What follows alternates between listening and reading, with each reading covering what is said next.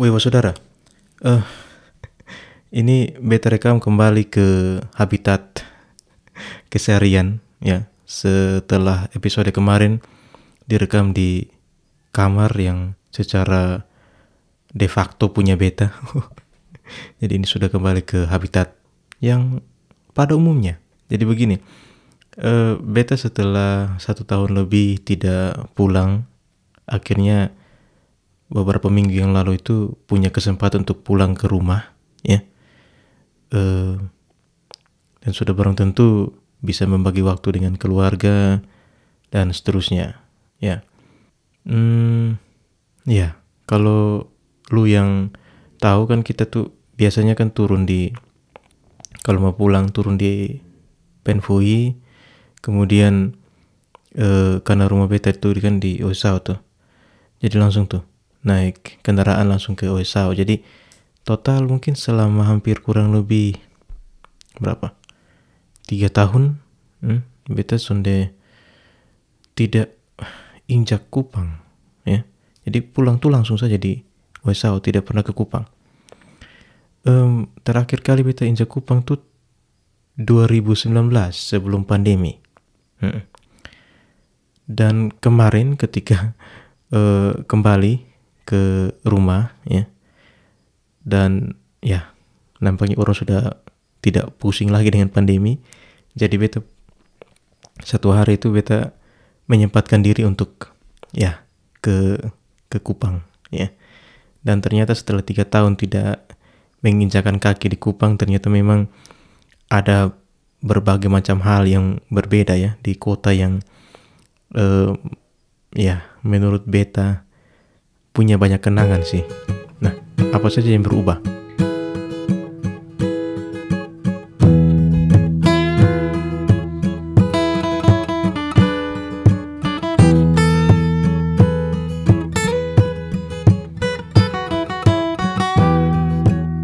Beta lihat secara fisik dulu ya. Ada beberapa bangunan aneh yang ada di kota ini, di Kupang. Bangunan-bangunan yang beta kurang tahu fungsinya apa ya. Contoh, ada beberapa bangunan di Tedis ya, Terminal Kupang. Mungkin anak sekarang sebutnya apa, tapi beta pakai penyebutan dulu saja Tedis. Kemudian bangunan yang mirip itu ada lagi di di Pasir Panjang tuh, depan Aston Hotel tuh ada bangunan yang sama. Kemudian beta pun bertanya-tanya, ini bangunan untuk apa? Nah, dan bangunannya mirip sih, tapi menurut penuturan beberapa teman bahwa ini untuk semacam restoran atau apa. Tapi nampaknya belum difungsikan ya. Nah, tapi bangunan ini lumayan menarik perhatian beta karena dulu tidak ada itu. Beta dari 2003 sampai 2009 tunggu bemo di Terminal Kupang ya, di Tedis, dan bangunan itu tidak ada. Kaget-kaget pulang, wih ada bangunan baru nih. Ya mungkin ya beta tidak tahu itu mungkin untuk tujuan pariwisata atau untuk memperindah Kupang atau apapun itu. Mudah-mudahan diperuntukkan dengan baik lah ya. Nah, kemudian kalau dari pembangunan fisik ada juga beberapa taman yang baru ya. Di beberapa titik tertentu ada taman-taman, beberapa titik taman yang ada. Ya ini juga bentuk pembangunan fisik yang bagus ya. Tapi mungkin karena beta pulang kemarin tuh kan waktu pas musim hujan toh, musim hujan, jadi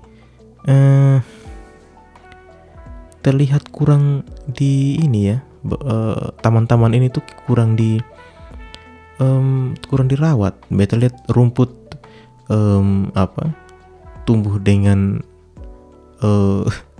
dengan tak beraturan di situ ya. Nampaknya kalau beta punya sapi, beta ikat di situ kan ya, sapi bisa gemuk tuh. Rumputnya sudah banyak. Tapi ya mungkin karena musim hujan ya, positive thinking saja. Mungkin kalau di musim panas lebih ditata ya.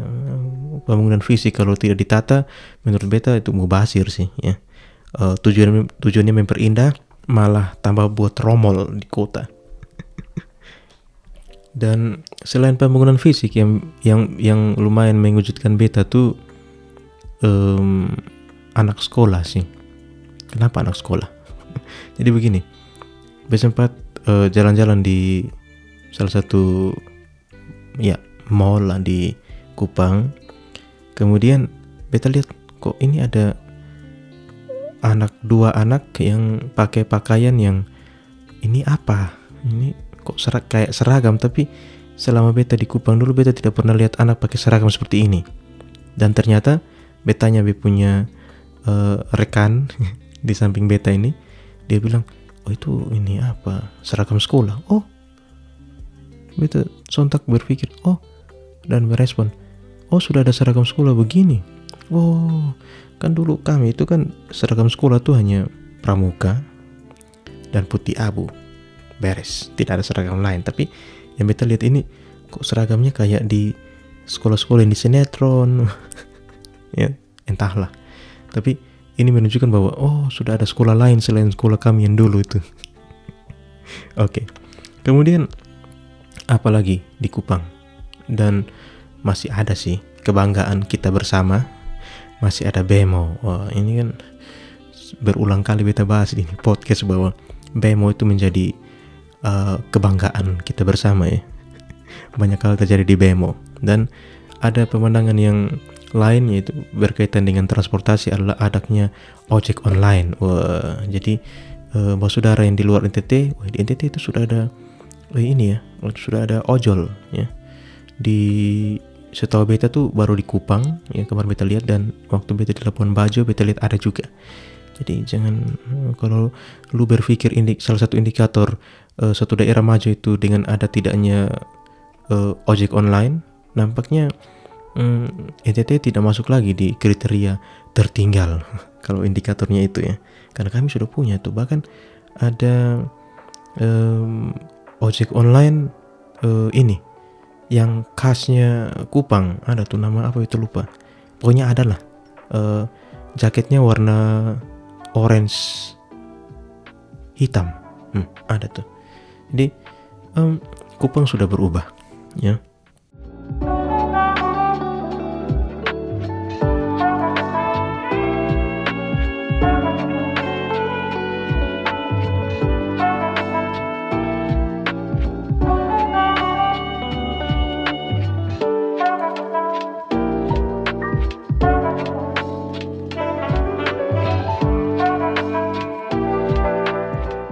Itu kesan-kesan beta yang beta dapat ketika beta pulang kemarin, dan ya karena kami ini anggun, anak gunung ya. Ya jadi ketika turun gunung harus puas-puasin toh.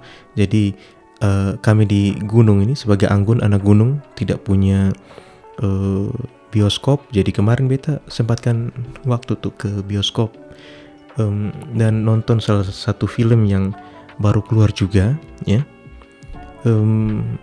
Judulnya itu Jalan yang Jauh Jangan Lupa Pulang. Wah, ini film yang beta tidak mau spoiler karena ini film baru. Ya,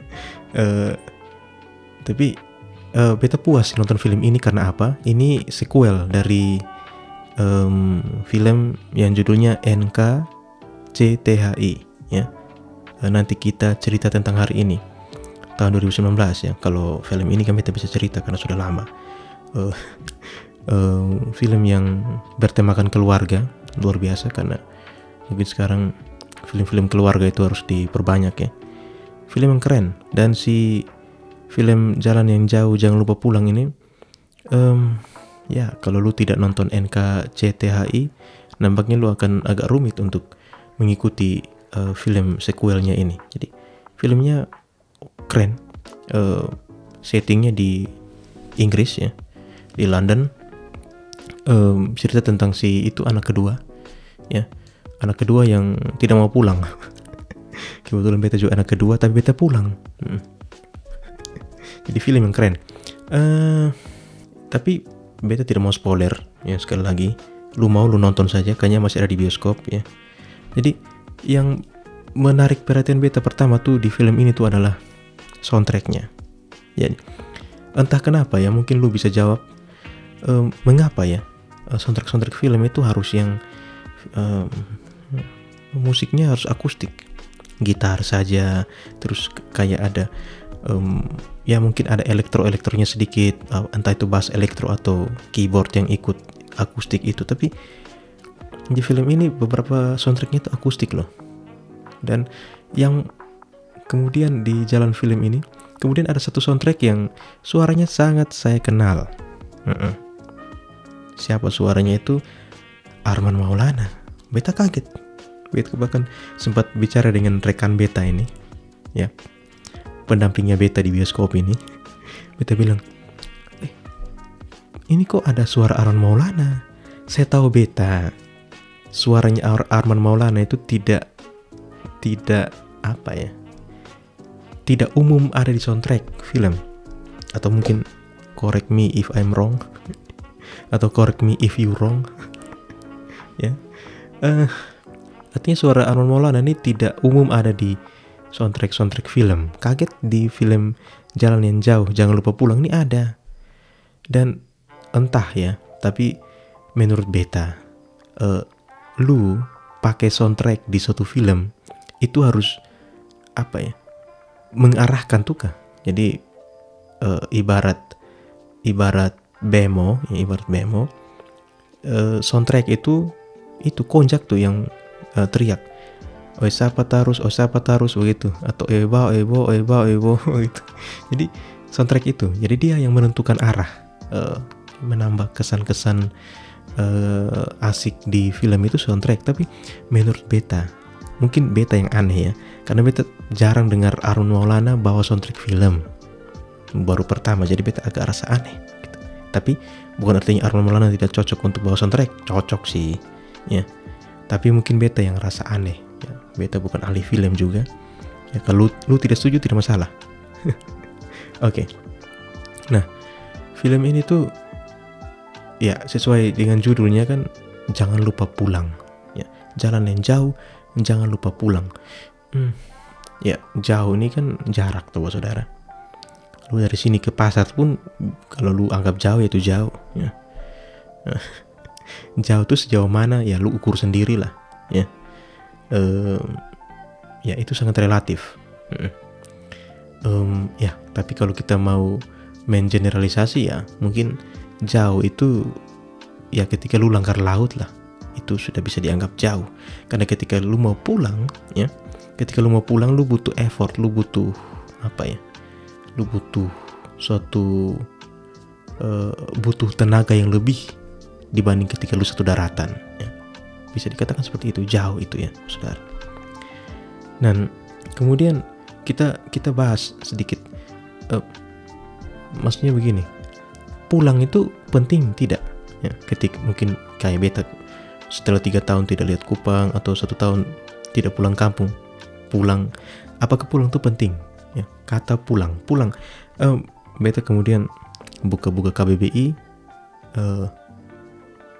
pulang itu spesifik loh saudara, artinya itu pergi ke rumah atau ke tempat asal ya, itu pengertian pulang menurut KBBI. Jadi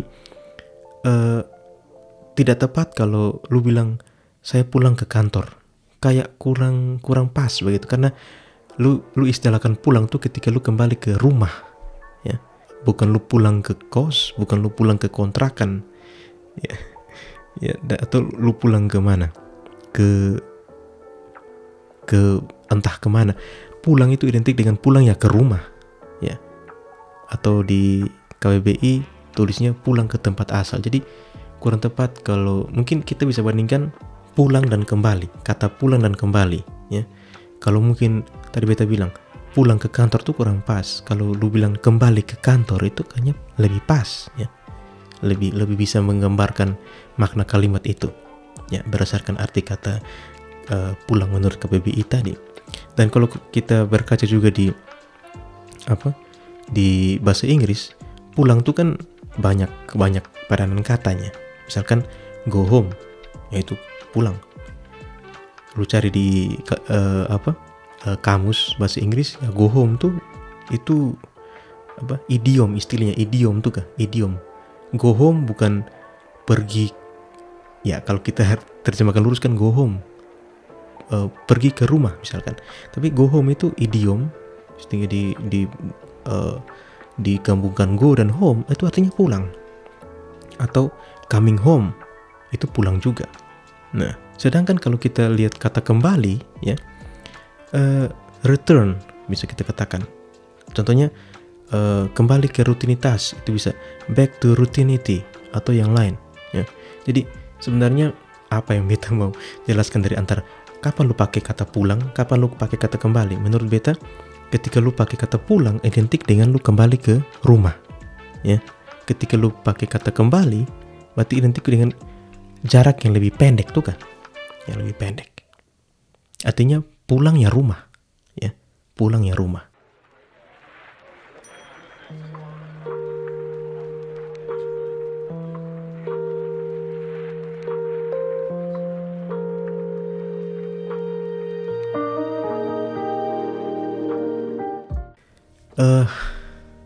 Kembali ke pertanyaan beta di awal-awal tadi, apakah kita perlu pulang?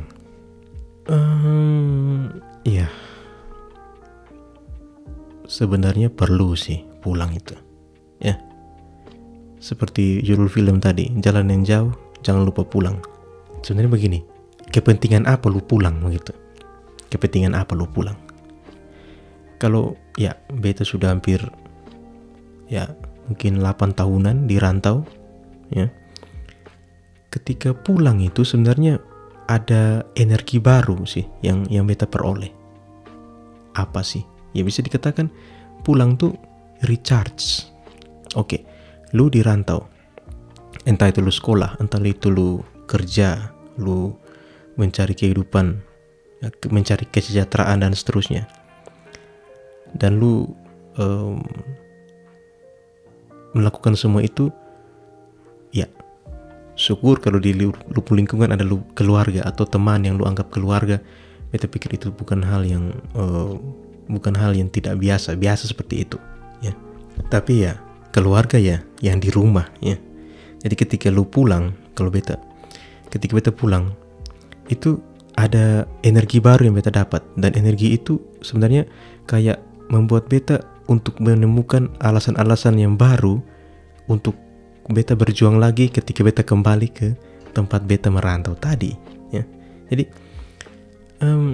selain recharge, mungkin tujuan kedua lu pulang itu adalah untuk monitoring, ya. Oke, sekarang sudah ada video call, WhatsApp,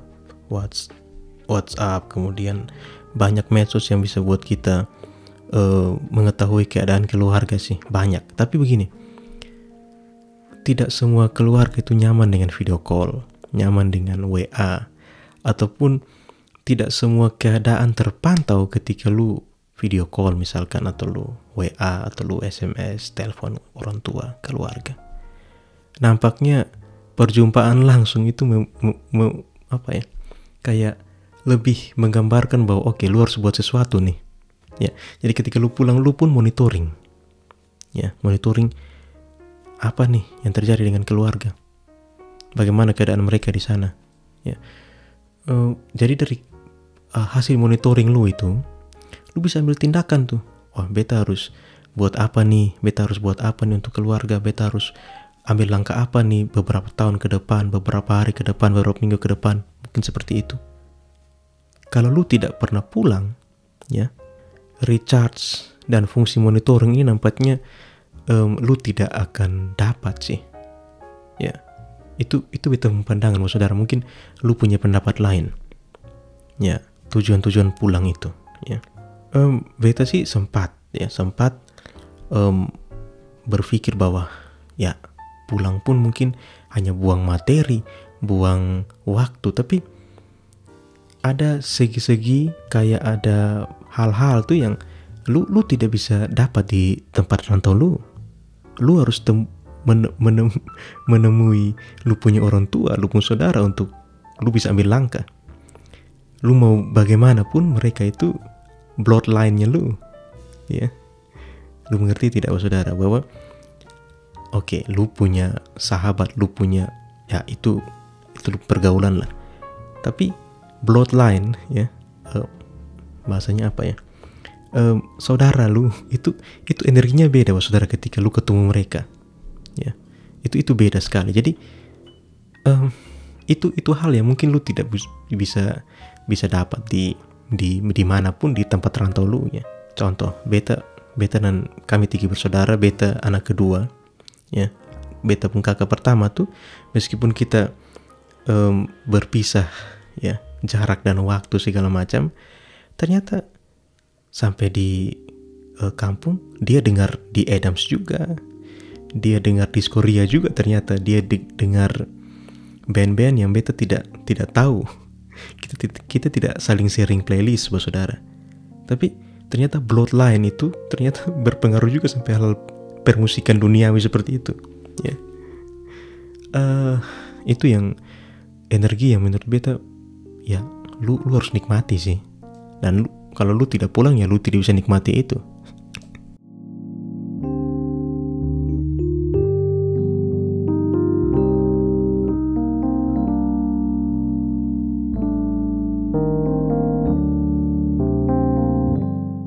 Oke saudara, mungkin kita perlu bahas juga satu sisi bahwa beta bisa katakan rantau versus rumah ya.